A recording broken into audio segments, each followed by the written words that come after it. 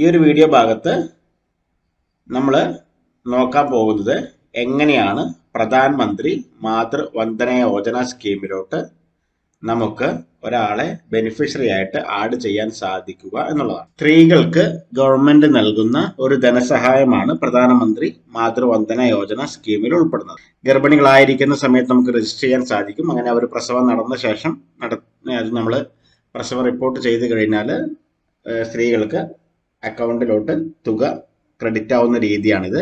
ഇനി ഗർഭിണി ആളായിരിക്കുന്ന സമയത്ത് നമുക്ക് ചെയ്യാൻ പറ്റിയിട്ടില്ലെങ്കിലും പ്രസവം നടന്ന ശേഷവും നമുക്ക് ചെയ്യാൻ സാധിക്കുന്നതാണ്. അപ്പൊ അതെങ്ങനെ ചെയ്യാമെന്നാണ് നമ്മൾ നോക്കുന്നത്. അതിനായിട്ട് നമ്മൾ ആദ്യം ക്ലിക്ക് ചെയ്യേണ്ടത് ഇവിടെ ലോഗിൻ എന്നുള്ള ഭാഗത്ത് ക്ലിക്ക് ചെയ്യുക.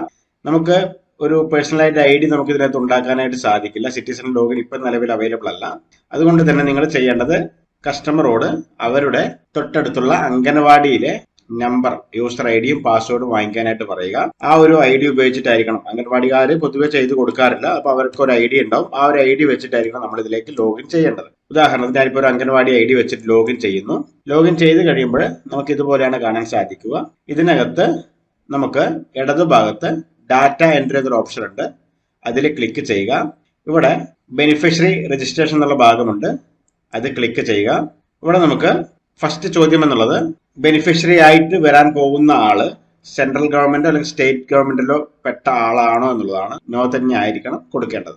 അടുത്ത ചോദ്യം എന്നുള്ളത് applying for first child, second child, രണ്ട് ഓപ്ഷനാണ് ഉള്ളത്. നമുക്ക് ഒന്നാമത്തെ കുട്ടിക്കും അപേക്ഷ കൊടുക്കാനായിട്ട് സാധിക്കും, രണ്ടാമത്തെ കുട്ടിക്ക് വേണ്ടിയിട്ടും അപേക്ഷ കൊടുക്കാനായിട്ട് സാധിക്കും. അതായത് രണ്ട് പ്രസവങ്ങൾക്ക് അപേക്ഷ കൊടുക്കാനായിട്ട് സാധിക്കും. നമ്മൾ ആദ്യ പ്രസവത്തിനാണ് കൊടുക്കുന്നതെങ്കിൽ ഇവിടെ ഫസ്റ്റ് ചൈൽഡ് കൊടുക്കുക.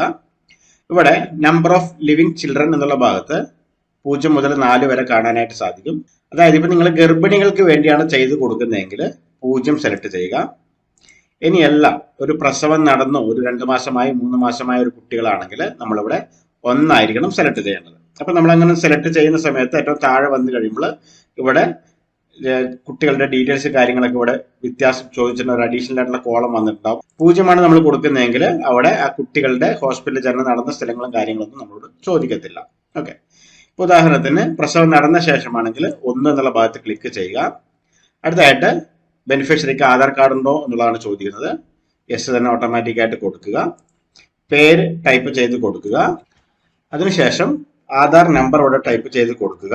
ക്ലിക്ക് ചെയ്യുമ്പോൾ ഓട്ടോമാറ്റിക് ആയിട്ട് ആധാർ ഓതന്റിക്കേഷൻ എന്ന് പറഞ്ഞിട്ട് കാണിക്കും. അപ്പൊ നമ്മുടെ ബാങ്ക് അക്കൗണ്ട് സീഡ് ആവാനായിട്ട് ഇവിടെ കാണിക്കുന്നുണ്ട്. ഓക്കെ ഭാഗത്ത് ക്ലിക്ക് ചെയ്യുക. അതായത് പ്രത്യേകം ശ്രദ്ധിക്കുക, അവരുടെ ആധാർ കാർഡും ബാങ്ക് അക്കൗണ്ടും തമ്മിൽ സീഡ് ആയിരിക്കണം. അങ്ങനെ ആദ്യമായിട്ട് സീഡ് ആയിരിക്കുന്ന ബാങ്ക് അക്കൗണ്ടിലേക്കായിരിക്കും ഇതിന്റെ ഒരു എമൗണ്ട് ക്രെഡിറ്റ് ആവുക.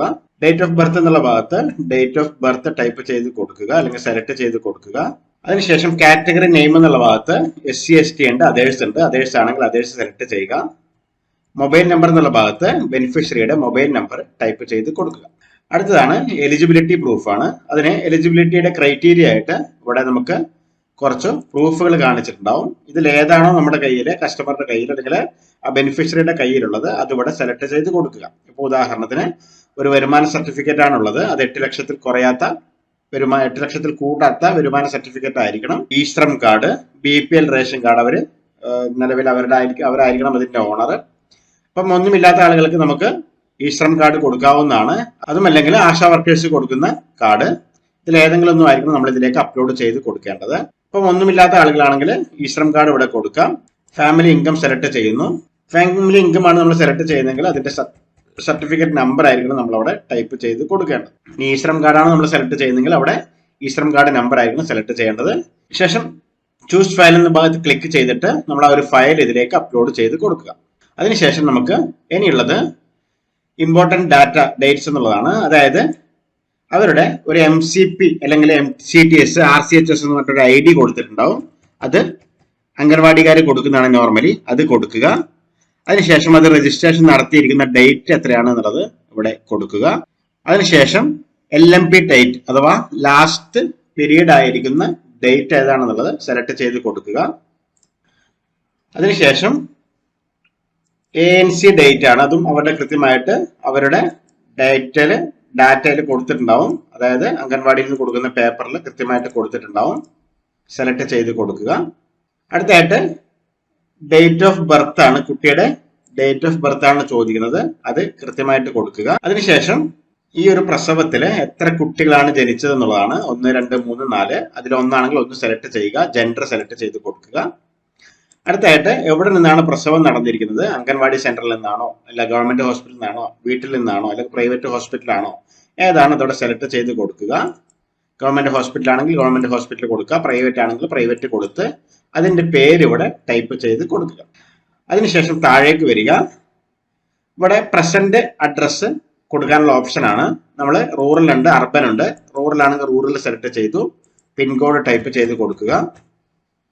അഡ്രസ് എന്നുള്ള ഭാഗത്ത് വീട്ടുപേര് കൃത്യമായിട്ട് കൊടുക്കുക. വില്ലേജ് എന്നുള്ള ഭാഗത്ത് വില്ലേജ് സെലക്ട് ചെയ്ത് കൊടുക്കുക. അസൈൻഡ് അംഗൻവാടി എന്നുള്ള ഭാഗത്ത് നമ്മൾ ലോഗിൻ ചെയ്തിരിക്കുന്ന അംഗൻവാടി ഡീറ്റെയിൽസ് ഇവിടെ കാണിക്കുന്നതാണ്. നമ്മൾ മാറ്റം വരുത്തേണ്ട ആവശ്യമൊന്നുമില്ല. അതിനുശേഷം സബ്മിറ്റ് ചെയ്യുകയാണ് നമ്മൾ ചെയ്യേണ്ടത്. അത്രയാണ് നമ്മൾ ചെയ്യാനുള്ളത്, വേറെ നമ്മൾ അതിനകത്ത് ചെയ്യാനില്ല. സബ്മിറ്റ് ചെയ്യുക. ഓട്ടോമാറ്റിക് ആയിട്ട് വെരിഫൈ ആവുന്നതാണ്. വെരിഫൈ ഒക്കെ ആയതിനു ശേഷം അവരുടെ സീഡ് ആയിരിക്കുന്ന ബാങ്ക് അക്കൗണ്ടിലേക്കാണ് ഇതിന്റെ എമൗണ്ട് ക്രെഡിറ്റ് ആവുന്നത്. ഈ ഒരു രീതിയിലാണ് നമ്മൾ PM MBY സ്കീമിലോട്ട് രജിസ്ട്രേഷൻ നടത്തുന്നത്.